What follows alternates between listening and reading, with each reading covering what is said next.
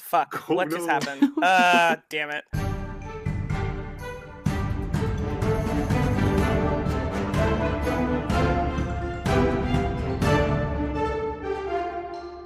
Hi, and welcome to another episode of Dungeons and Degrees. My name's Adrian, And I'm Alex. and today we have a special guest. Special guest, introduce yourself. Hey everybody, my name is VJ. My pronouns are he, him, and they, them, interchangeably, so have fun with that if you catch me in the wild. I am a professional TTRPG designer. I've been featured in works for, you'll see me a lot in the DMs Guild. I've also done some work for MCDM Productions, Arcadia, and Flea Mortals. I'm also a pro GM. Maybe some of you listening to this play with me, who's to say, and I also am an avid TikToker. Hi. Just a few things. Wonderful. And today we want to talk to VJ.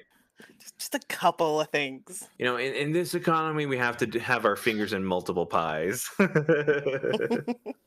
What I want to talk about today is a supplement material called An Elf and an Orc Have a Little Baby, which is a great alternative to what we have currently in the TTRPG space because, you know, we have a bunch of monster likers, quotes, in the community, so there's definitely that. So what does that look like as well?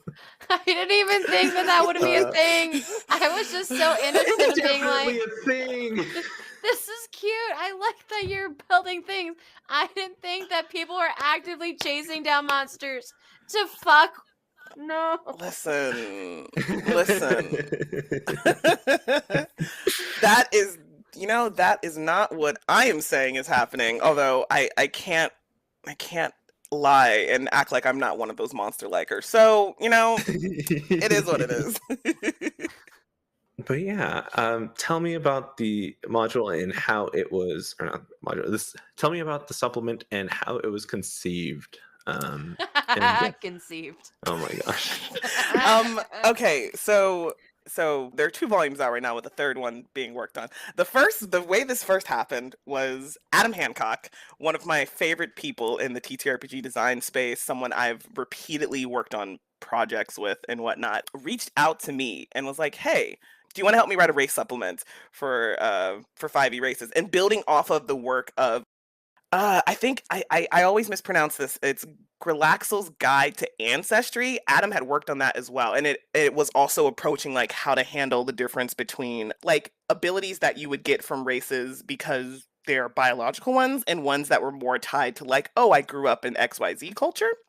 And so that one also had like kind of a point system. And so Adam was just like, hey, you want to work on this? And I'd been like, at that point, I published one thing. I talked about racism in D&D a bit, and Adam reached out and was like, "Yeah," and I was like, "Absolutely, hell yeah, let's do it." So it was really like Adam was really the one to come up with it. Like I said, I'd been having conversations about race in D&D, but I hadn't really stopped to think like, do I want to actually like start fucking around with them? Can I cuss? Oh yeah. Okay. Fuck yeah, we do. Start fucking around with the mechanics and stuff until Adam was like, hey, you want to do this? And I was like, fuck yeah. And here we are, soon to be 3 books later.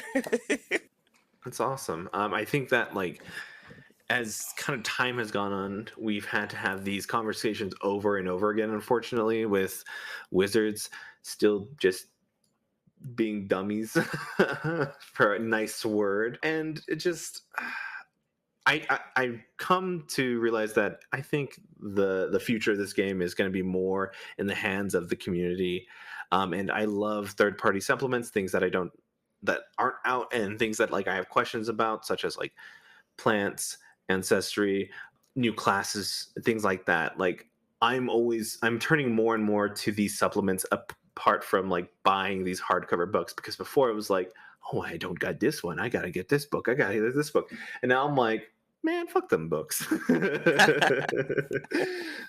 No, I really gotta agree with that.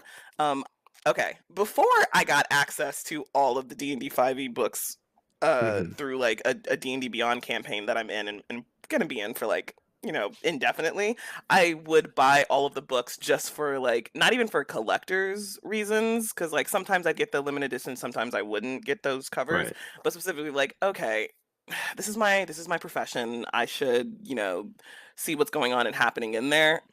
And like it's like since I'm buying it for work, I can write it off as as like a work expense, you know? So Hell yeah. fine, sure, great, all that good stuff. Now that I have access to these books as they come out in PDF forms, like I'm like, I don't think I'm ever gonna buy another hard copy book unless it's something from Wizards of the Coast, unless it's something I'm really excited about and want to go support. I've now gotten my hands on a copy of Radiant Citadel. Of course I have, because all those amazing, creators of color and all the amazing work they did there. But like Right. a Yeah. lot of other things, it's like, I don't need it. Like if somebody gifts it to me, I'll take it, but otherwise. But yeah, but like on the flip side, there are so like the bulk of my purchases for D&D stuff is third party, like either the DM's Guild, Kickstarter, Drive Through RPG, MCDM, Ghostfire Gaming, that kind of thing. Like I have more PDFs and hardcover books from third party stuff than Wizards of the Coast stuff at this point, and it's only in the divide is only getting bigger. Who's someone that you kind of like either look up to or love to work with, that's in this kind of third party DM's Guild kind of creation area? Well, the first person that comes to mind is Adam. Like, I love the guy. I love working with him. We made 5e compatible system together with another creator as well. Like, anytime I get the chance to work with Adam, I hop right on it. But outside of Adam, let's see, there's Zeke Gonzalez, who does the whole scientific secrets of like XYZ place that does a lot of good work, and outside of that as well. And I believe Zeke's pronouns are he, so I have a great time working with him. There are Ashton Duncan, who does editing but also has done some like mechanic work and stuff. Always fun to work with her. She's on our Ashton always does our Elfin and Orc stuff. Like it's like, hey, we're doing this. You wanna you wanna come back, kind of thing. So yeah, just to name a couple. Nice. Name drop And them. one of our previous guests, I'm just going to kind of throw it out there, has had a lot of praise for you. And this is Mason. Mason, He was just like, I know if VJ hears this, they're just gonna turn red or something. And I'm like, listen, I'm just gonna tell VJ next week, because that's what we had last week in conversation. Oh man, Mason's not wrong.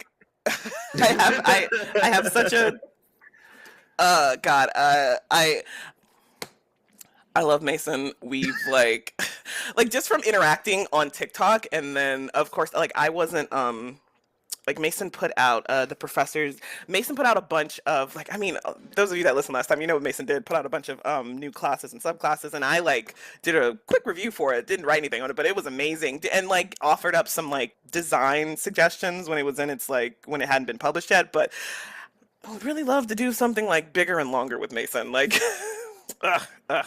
would love that.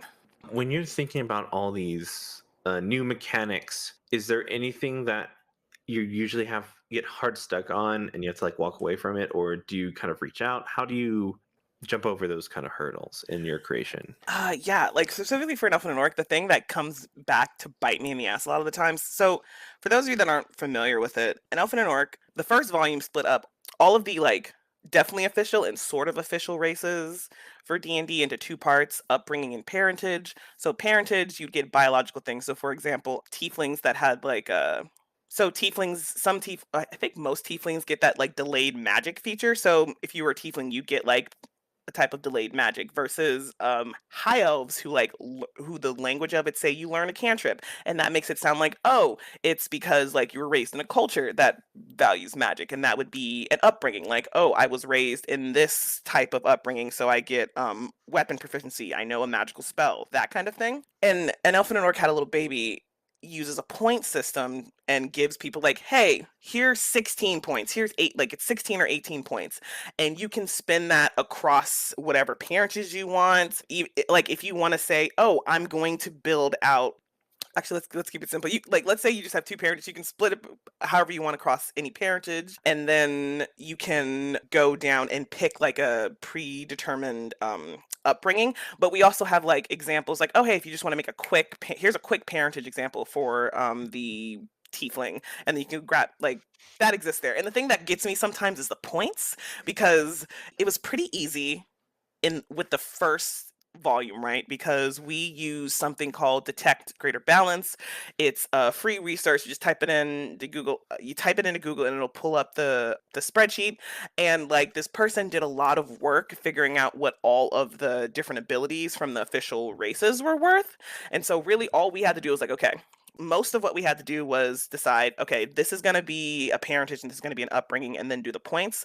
Like there were some that weren't in there when we first did it because I did a lot of the Eberron stuff, and there were like some of the mark of findings and stuff wasn't in there, so we had to like really figure that out. But there was like a pretty decent guide for it, right? Because it's still official 5e stuff, even if some official 5e races are stronger than others. Like there was still somewhere to be. But then in volumes 2 and in volume 3, we started pulling in actual monsters, so giants, ogres, mind flayers, that kind of thing, and it was harder to figure out what their points would be, even though like yeah, we had like a guide of how things would work previously. But a lot of monster abilities are like completely like out there away from what you would from what like an official 5e race would get. So sometimes it's like, god, should this be 5 points, should this be 7 points, and like really trying to figure out how to balance it, because that's one of the things we pride ourselves on. Like, hey, we meticulously balance this so that if you're playing with the official 5e races and you're letting an elf and an orc have a little baby exist in your game, no one's going to feel like inherently more powerful than the other, even if you can like swap in and out some things, right? Like they're still balanced fine against each other. Like you're not going to have like an impossibly powerful godlike character just because you're using an elf and an orc had a little baby.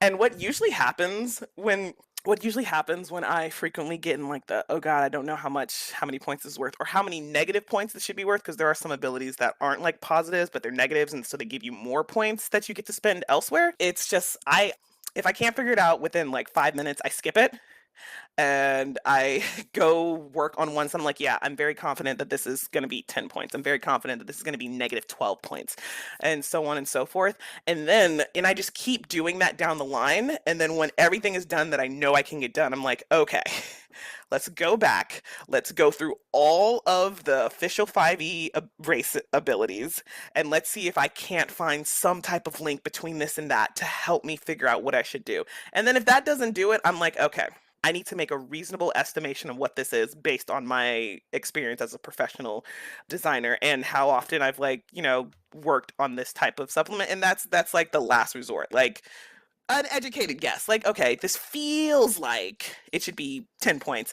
And if I'm stuck there, I'll loop in Adam. Like, hey, Adam, I'm not sure how much this should be worth. Like, I was feeling 10 points, but do you think it should be 8 or 12? So yeah, that's kind of the process if I get stuck working on that. So the journey of feeling confident in your ability to write things that are balanced, but really it's just like the confidence you have in making your own decisions is what it sounds like. Truly, yes. Making my decisions and standing behind them when somebody's like, "Hey, is there a reason you put this at this, but this was this?" I was like, "Yeah, I weighed this against this." And then, but if somebody comes in a comment and is like, "Hey, you have this listed as this, but this is higher or lower. Can you explain why?" And if I can, I'll be like, "Hey, here's my thought process." And if they're like, "Hey, but maybe it should be like this," and if they're right, I'm like, "Okay, well," I'm like, "Hey, Adam, this person made a really good point. Maybe we should edit this." Like, that's another thing. Don't ever be afraid to listen to people when they make suggestions. Like, I'm not saying you always have to accept the criticism other people give you for stuff, like because at the end of the day it's your name on it. But except like when it comes to like bigoted stuff, if people from that group are like, hey, this is kind of fucked up, you should probably listen to that. But as far as like mechanical things go and whatnot, where it isn't like an issue like that, like don't feel like less of a designer because somebody suggested this outside of who you were working with, and don't feel bad about reevaluating from outside feedback. It's perfect. It's a great thing to do, especially when like if you're like, hey, this criticism actually feels pretty good and they make good points and I can actually see why it would actually be like this. So how did you feel? Because I'm going through this journey as a professional, like trusting my own voice above the noise around me. So how do you feel like you navigated that? If you had any issues, how'd you get through them? If you're perfect and wonderful, like tell us your secret. Yeah, I am. I'm very much perfect and wonderful. No, I'm gonna be honest. So before I got into TTRPG design stuff, So I got a bachelor's degree in creative writing and public relations, and the creative writings with a focus in African American and queer studies. And I always had the thought like, oh, I'm gonna write short stories. I'm gonna get published. I'm gonna get in there. And I like throughout like middle school, high school, and college, I did write stuff. I did submit stuff. I was an editor for a magazine at my college where I was always writing something for like my final dissertation to get my degree was like a culmination of my creative writing and African American studies stuff. And so like I took a bunch of classes where people were constantly ripping my shit apart on purpose. Like we would read things. I took every single creative writing class and poetry class that I could get my hands on. We'd critique each other's stuff. We'd rip it apart. We'd put it back together. If I went into that having any like, how do I, my voice, how do I maintain this? It was quickly beaten out of me. That was like one way. Like I definitely think, even though I wasn't taking any of that stuff to prepare me for TTRPG design, because I didn't even really know about TTRPGs existed until like 2015. I know I'm this huge video game and comic nerd, and I'm just like, why didn't I know about this sooner? This is a safe space. Don't even feel bad Right. about how you got here. You are here. You are welcome. Okay. Like everything else. Listen, I feel like my Yeah. I feel like my dad failed me as a nerd. I'm like, why didn't you know this? But anyway, um, but yeah, so like when I got in there, there was a lot of that. Like, even though I had gotten into because I had to apply to get into new college because I wanted an undergraduate degree in creative writing, but the school that I went to didn't offer that. They only had a master's degree, and I was like, and at the time I was like, oh yeah, I'm totally gonna get the master's, but I want the undergraduate right now. And so I had to apply to get into the college in the first place. And so like, I mean, applying and getting in was already like a boost, but then I was being taught by people that had been published in things, were making amazing poetry and writing, making not like the biggest living off of it, but making us like a substantial amount of money. And there was like in my first official creative writing class, there was a little bit of period of time where it's like anytime I got any critique, I was like, God, I'm not cut out for this. I totally can't write this. I can't do it. I can't do it. I can't do it. Um, and my professor definitely, who's like barely older than me, definitely picked up on that and just sat me down and was like, look, we're gonna rip pretty much we're gonna rip your shit to shreds. I'm gonna do it, and then if you ever publish this, other people are gonna do it. But then there are also gonna be people that are just like, hey, this is great, and you should take that. Like when they tell you it's great, they're gonna mean it. Obviously, take the outside influence of ripping that shit to pieces with a grain of salt. Take mine with some grain of salt, but like consider it more than like these random fuckers probably. Like was pretty much saving even your shittiest thing that you're gonna turn into me is going to be worth something. So like just own it. Just be in there.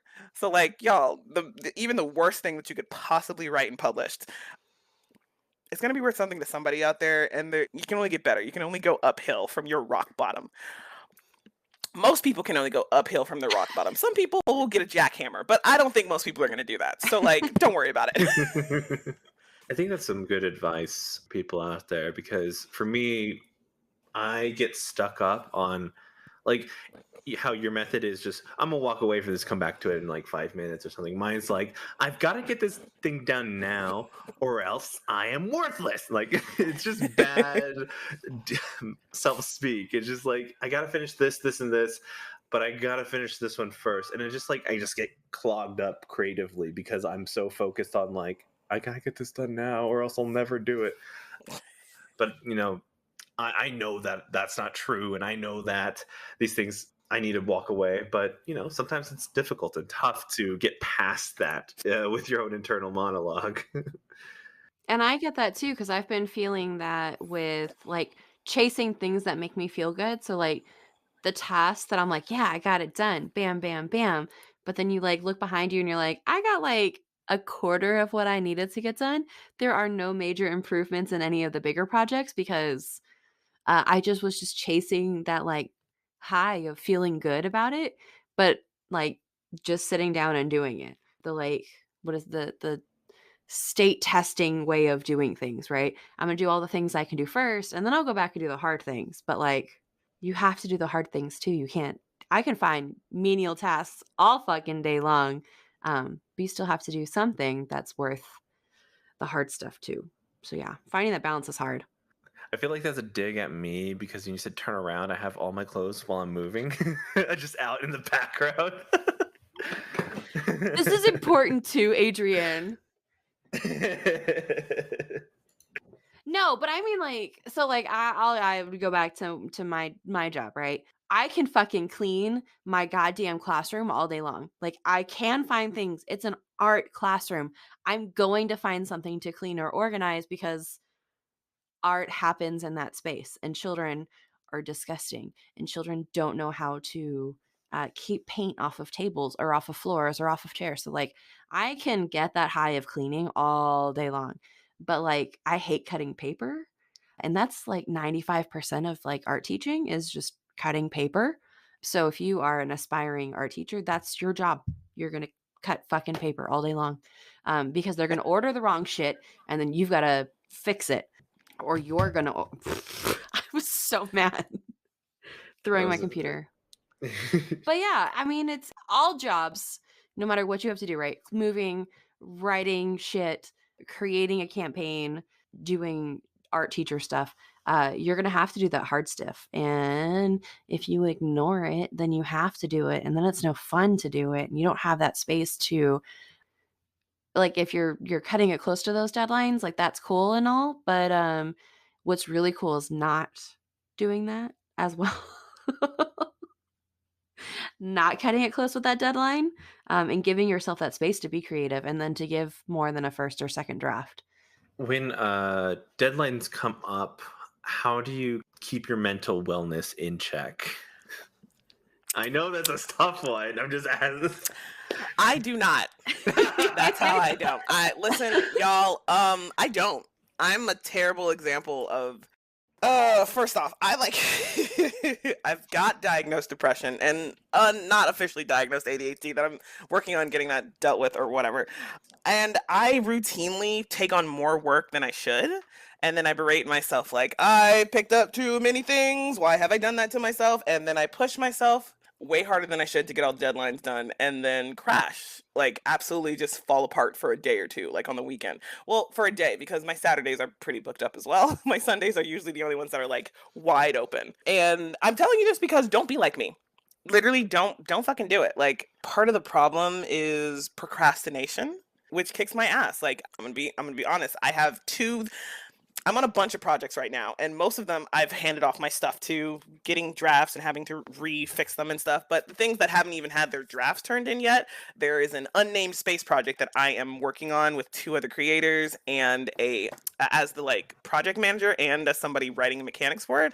And I procrastinated the fuck out of getting out of like, I got the deadlines to it, but I procrastinated the fuck out of a lot of things, and then had a writer's block at one point for a part of it. I was like, fuck me. Yep, I'm not gonna get this turned in. And then I have a thing for MCDM Productions Arcadia that's due on the 8th. So like, it's not, I still got more time with that, but like, I should have been working on it, and I wasn't, and that's a bad idea. Like, even though I know my struggles to do my stuff on time is partway because my brain's like, I don't operate like I should, kind of thing. There are still things I could be doing to mitigate that and like getting my life together, and I have started implementing it, so I'm less stressed. But don't be me. Do not be me. You will hate yourself for it. And if I don't get this under control, I'm gonna burn out and then just be fucked on working in this job for a long time and be like, well, what am I gonna do? So yeah, I don't handle it well. I don't handle it well, and I should be using more tools that are available to me to do so. And I strongly encourage everybody, if they're gonna be working in this industry, or even doing it as a hobby or something like that, find tools that help you not do what I do. I think it's a good insight because some people can like see these creators and like, oh, they got it all, but like we're all just human underneath in general. Like we're gonna make mistakes. We're gonna push ourselves way past our actual like limit and take on things, but it's still a learning experience. We're like figuring out what is my limit. You know, and it's not healthy to do so in a very like consistent thing, but I think it just happens. We want to chase that craving of like, I want to make all the things all the time. And sometimes we realize too late that it's like, oh, man, I don't have all the time right now. I feel like, I mean, that's definitely something that's happened with my job, where I was like, I would have piles of notes that need to be taken care of. And I would just like, okay, no regrets. You just got to put nose to the grindstone and just sit here for 24 hours, just working. And I've done that. Like, oh, a month worth of notes that you haven't taken care of. Gonna do it in one day. Not healthy. Don't do that either. So I mean, like, eventually I'll figure something out. Maybe as long as it doesn't kill me, I'm gonna keep trying. You know. VJ, what are some things that you're doing that you feel like you're doing well to keep your like mental health together? I'm sorry to put you on blast like What that. do You said you were. I I'm trying to hearken to the fact that you Yeah. you claimed it. I just want to know. I'm sorry, I didn't. Oh yeah, first off, and I'm not saying this is gonna work for every, but like I said, unofficially, I got unofficially diagnosed with ADHD and working to get it like an official thing so I can get some help.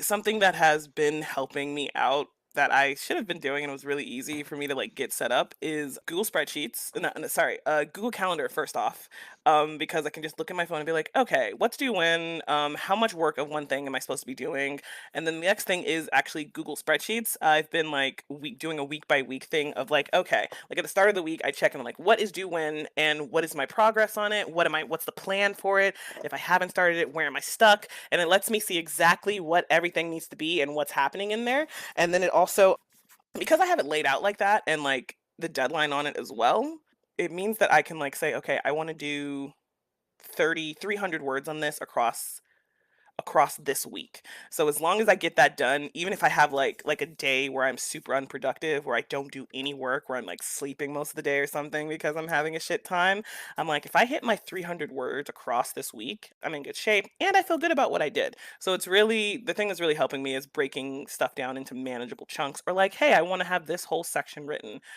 this week, and I'm like, okay, and then if I can figure out, I'm like, okay, here are the parts of this that need to get, here are the ideas that need to get written in this and how much it's going to take to write, and I break it down like that. It's like, okay, yeah. So if I have like a really shit day on like a Friday or something, I'm like, all right, I'm not doing any design work today.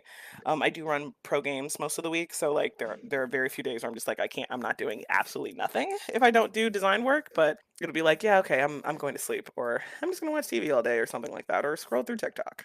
Yeah, I feel that. I don't know if it'll help you. I also have the ADHD and the neurospicy everything else that comes with that. But the biggest thing I have found is like breaking tasks down, but then giving me a sticky note, like not a huge sticky note, like the regular square sticky note, and then writing all those tasks down. And those are like the day tasks. Like I have to do the sticky note before I can literally go do any of the other chasing stuff that I like to do. But as long as the sticky note is completed, then like I can say that it's a good day. But I'm also not piling tasks on that make me feel worthless, because that's how my brain wants to feel, right? I've been like, for me, it's very easy for me to defeat myself and say, oh, you're doing this and that's great and that's fine, whatever, like and then pushing that to a side. But like, but you're really just a shit person, like honestly, like you have 33 years of data saying you are a shitty person.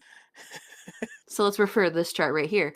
And it's really like retraining. I've been like in my ADHD journey, like retraining my brain to being like, you are not a shitty person. You do, in fact, need time to crash because you are doing 1,000 times more things than a lot of people are.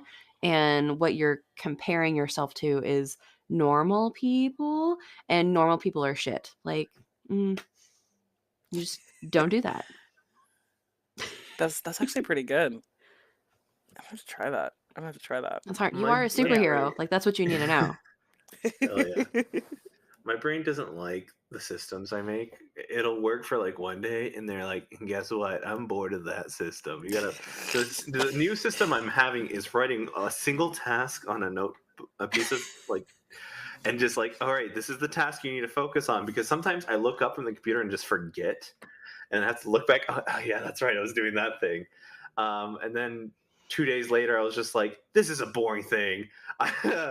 Put more words on this boring thing." I'm like, "Fine," and I did it, and I'm just stared at it for a day, and I'm like, No, I and it was looking at. sucks. Like, I agree with you. Trying to find a system sucks. It's the worst. Currently, my system is a planner that has 2 monthly spreads. So not I have to have 2 different monthly calendar views. One that's like pretty and like little tiny tasks that like I can just quickly look at. And then I have a one that can be messy because that works for my brain.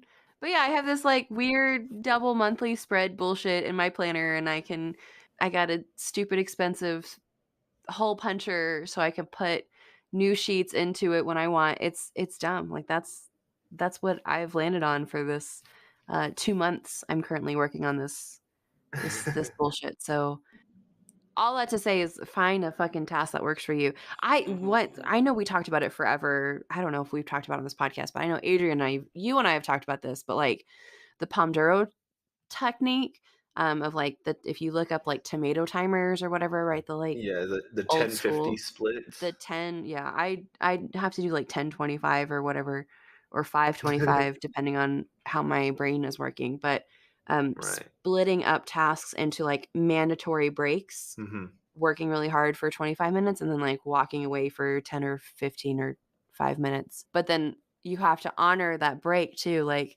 I can be there on TikTok all day because that's what it's designed for, and then you come back Yeah. to your main task, and you're like, "Okay, I got that 5 minutes. I feel good about it." And then like tricking myself and be like, "You feel great about putting away the fun thing and then doing the not fun thing." Like, you're great. I hate being a parent to myself. I think that's really, I need like a guardian who's like, "All right, Alex, it's time to go do this now." Okay. I don't want to I be the feel like parent. that's why I excelled in school because they told me what classes to go to, and now I'm a free person and I'm just like, you know what sounds great? Laying in bed for 3 hours and then doing something for like two. The free range chicken response. Yes, pretty much. Hmm. It's the worst. Let's see. I have a question from the Discord. A question from the Discord. This is in reference to an elf and an orc and a little baby. Why exactly do you think something like this hasn't been officially implemented? Because they're dicks. Sorry. No, you're not right. You're not wrong. Short answer. Okay, so I'll give you the short and long answer. My immediate answer is that despite its okay. Say it. Say it. How am I? Rip How? it. What am I? Oh, I'm not Where's afraid. my tea? Okay, okay.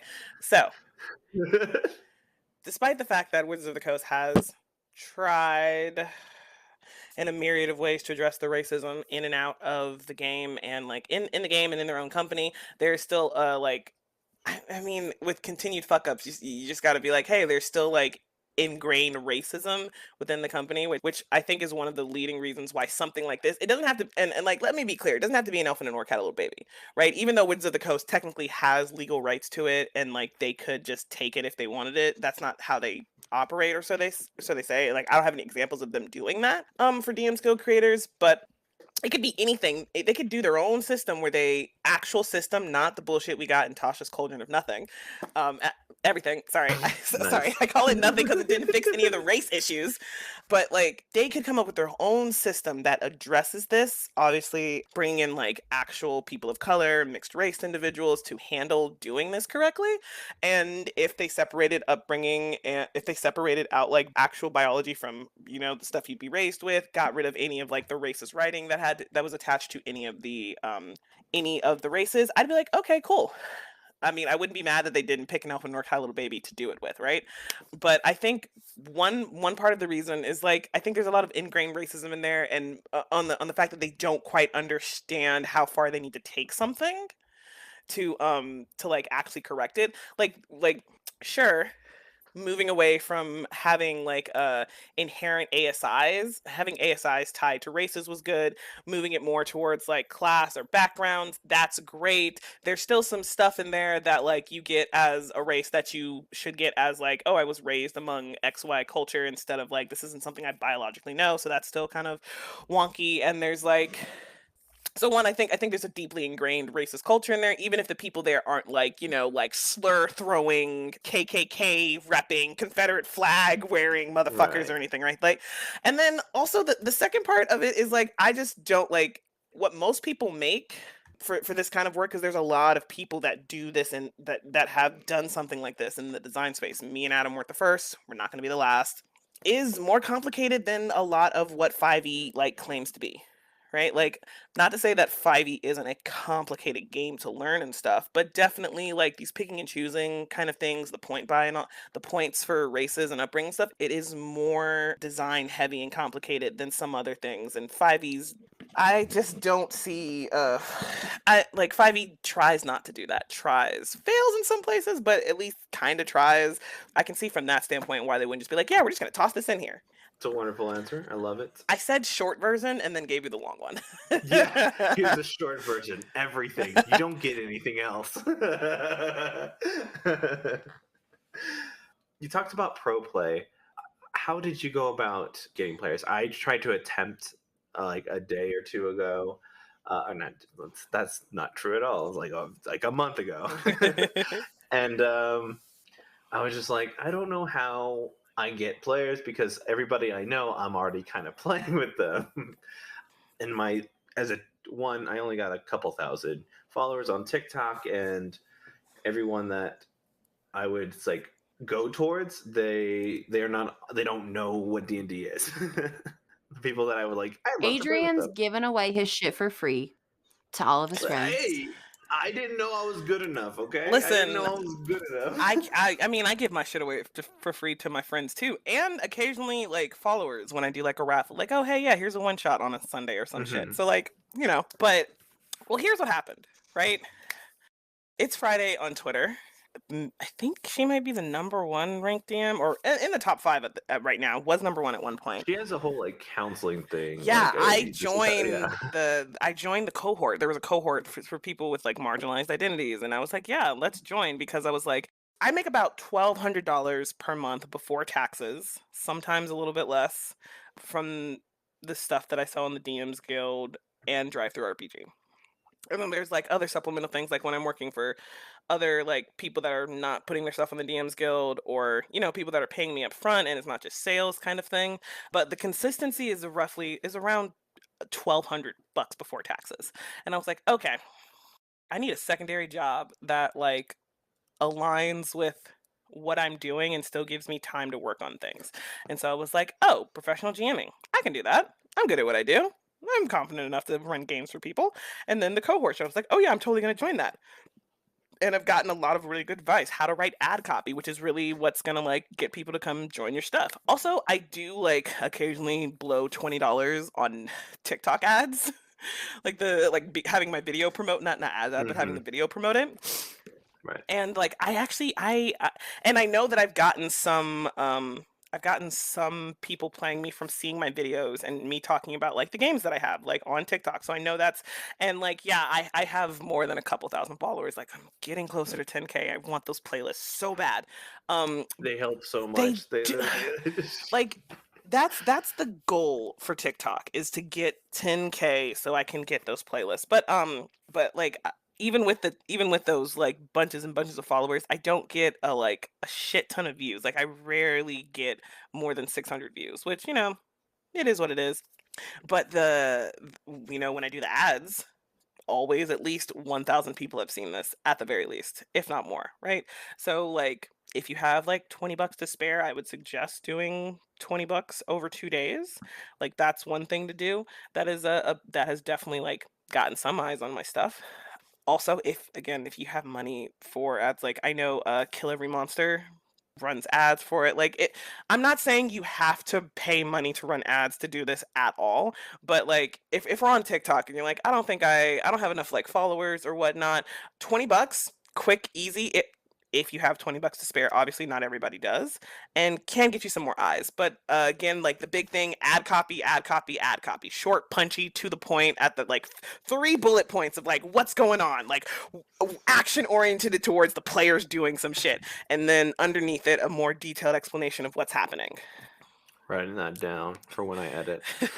Listen, if you want me to look at something, you can shoot it. You can totally send it to me, and I will take a look for you. See, I am blessed. BJ handing shit out for free. Listen, you're a mutual. Listen, I'm not about to charge you for a little bit of ad copy. I'm not getting charged to get help with my ad copy. I'm glad that I've been, I meet one person, I'm a professor, and then I jump to this game, like, oh wow, these cool creators that I've only seen like from afar, and I'm like, I guess I could ask them to come on my podcast. I don't know. I think the more I've been outreaching to other people, that like I've seen them as like they're all over the internet. They don't got time for me. I'm slowly getting that mentality down to like, dude, we just want to talk nerdy, okay? But yeah, no, that'd be great. Definitely, we'll talk to you about that. You said that you started in 2015. What was your first character back then? Um, I was a half elf cleric who was afraid of undead because a her village had been attacked by undead and like somebody she viewed as like a father figure was killed. Yeah, I was a half elf cleric. Not the father figure The, killed. the father figure killed. Man, I can't remember what game we were playing. I think it might have God. Yeah, I can't even recall. It might have been Tyrion Dragons, might have been something else. I don't know. It was that Adventures League, and I had like the only reason I knew about D&D at that point is because like the college inside of the college, the university that I got my degree from, was an Right. interdisciplinary studies degree. So that's why I was creative writing with a focus in African American and queer studies because I couldn't just be one. I had to like combine and be like, hey, what are we going to do with this? And I was like, oh, I don't know. I don't know. Like, I'll do this or that. And somebody was, making TTRPGs and had me and like was testing it out for their senior thesis and was like, hey, anybody want to play a game or something? I was like, yeah, sure, I'm around. And it was D&D and it had something to do with monkeys and gave me a character sheet. And I was like, this is so cool. What is this? And then found Adventures League. And again, I know that she survived whatever adventure the last adventure we went on, she survived. And I think I brought her up to somebody recently, maybe in public or maybe like on a stream or something. And I was like, I think she opened up her tavern and became a therapist to help out other other adventurers with like PTSD or something. Hell yeah. I love that growth. I don't think I've personally like thought past where my character has ended in a game, because it's just always like on to the next thing, on to this next thing. I've never like imagined what my one shot character, Jimothy McTavish, which anyone What that's is played a one Timothy shot with me, doing? What is Timothy doing? Think about there's it right too now. many things right now. Yeah. He died by the undead on accident. I don't know. Oh yeah, that was John's game. That guy died. Then the other Jimothy McTavish was supposed to be an aristocrat, but fell asleep and didn't go to the ball party. I literally missed that game altogether. The other Jimothy McTavish, he's not. That one wasn't an art major. I just have the same name because I have to make so many names for my games. I might as well make my one shot guy the same thing over and over. Not the same character, but just the same name. But back to what I was saying, like I think that's so cool to see that foresight in your character, what they look like in the future.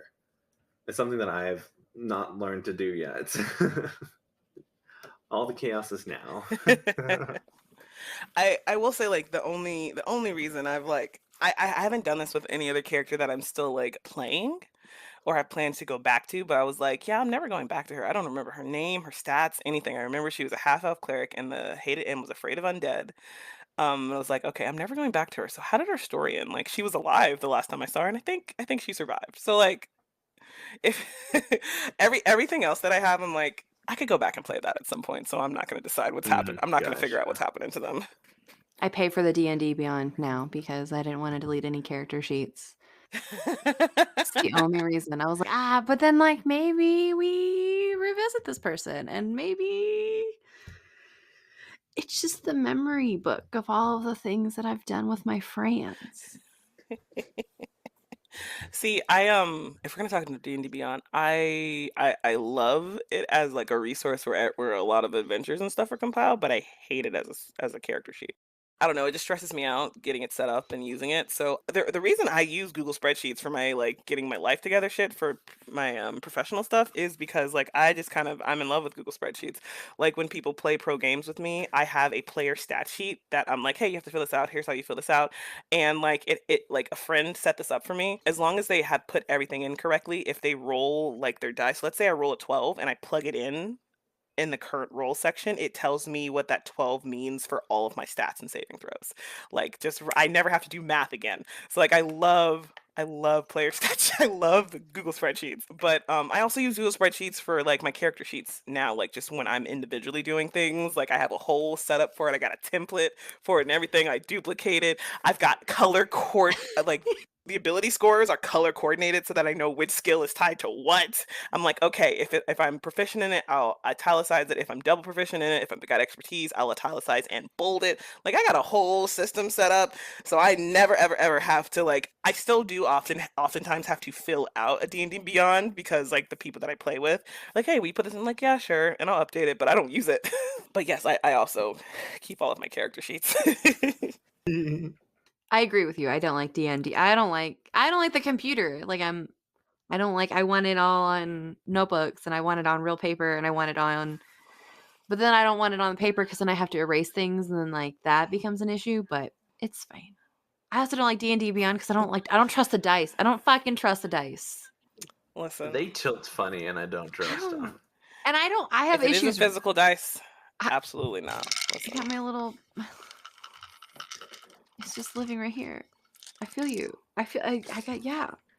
Hold on. I got these I do tiny not have a bag. They're just strewn across my table. but mine are so tiny.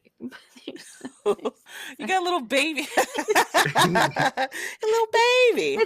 It's the D4 though. It's the D4 for me though. It's just the get yourself some tiny dice. They make me happy and they You know, that's the only thing that's important about that they make you happy.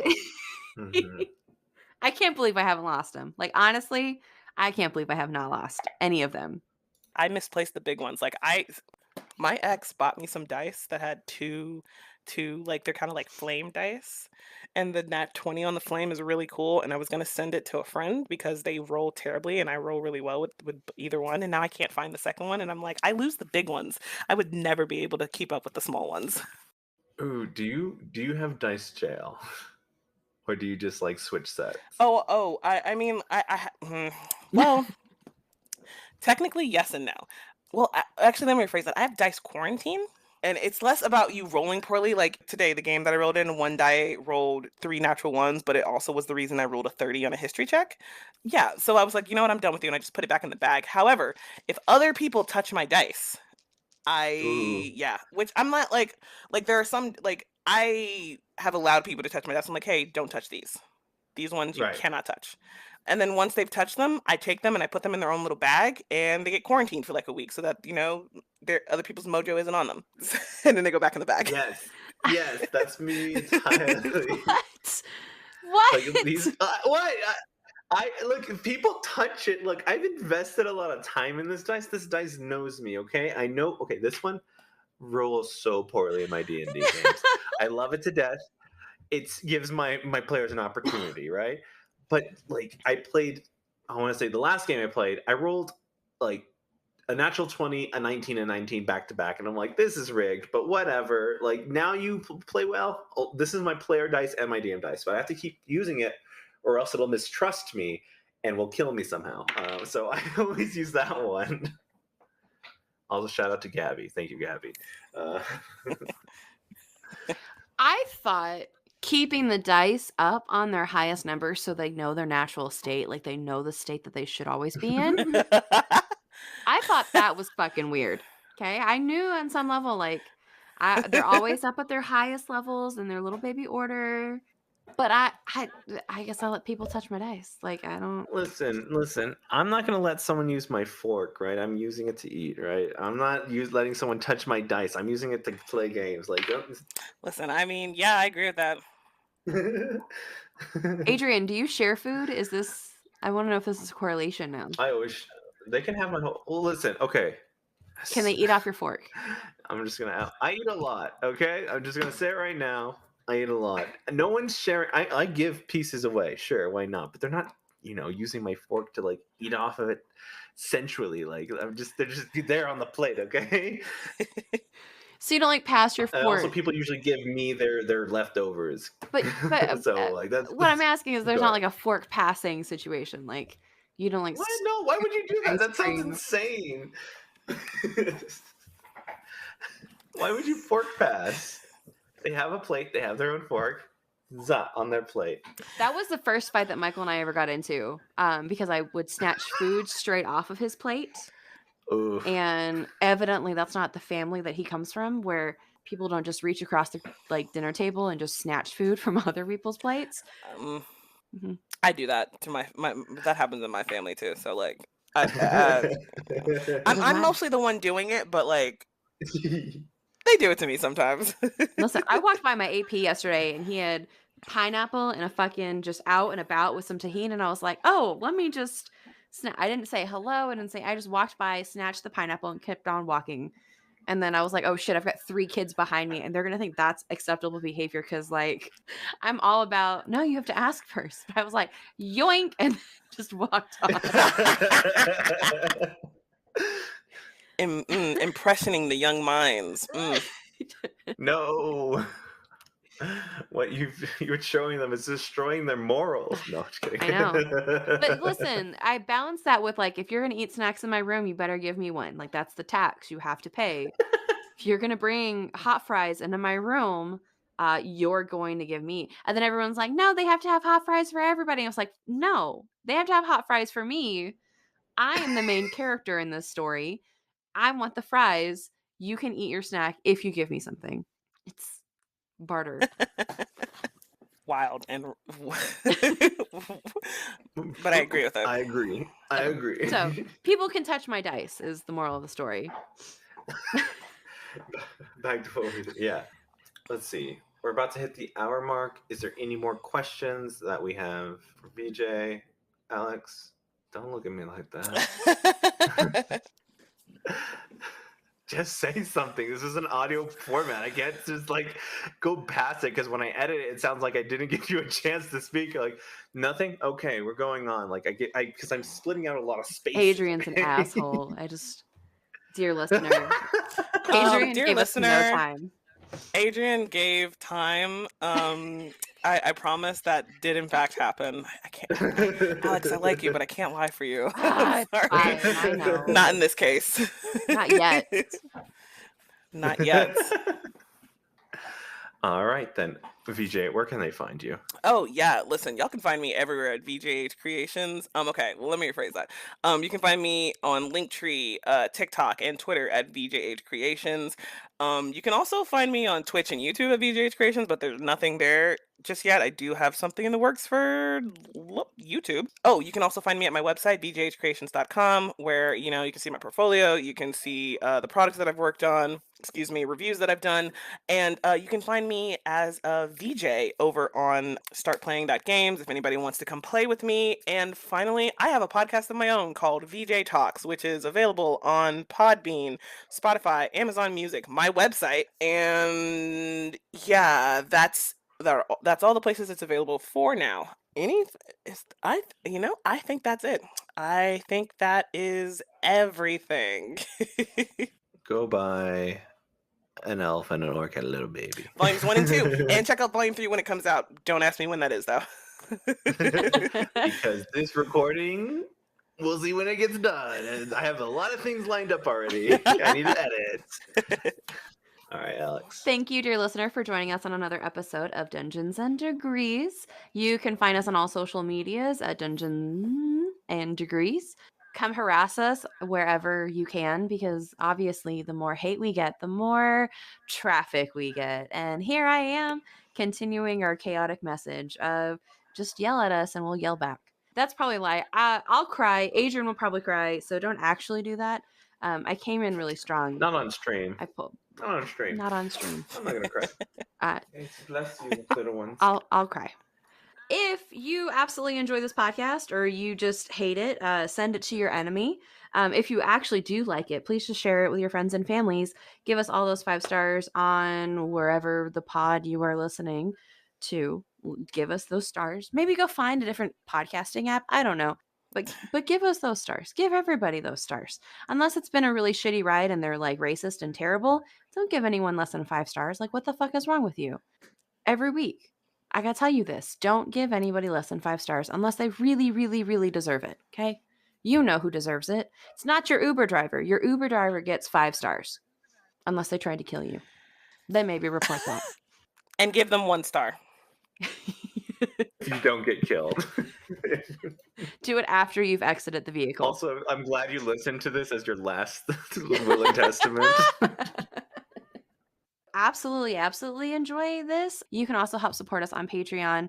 We are definitely trying to grow. This is the year of changes. We are doing our best as two individuals who are trying to get their life together in this post current pandemic world. You can join for as low as $3 and get all of our fun goodness. You can join people like Skylar, Megan, Alex, Wani, Lucy, Mr. Lawrence, Paige, and the always beautiful, never late, 100% perfectly groomed from head to toe, Noah. That one was real creepy. I hope he enjoys that one.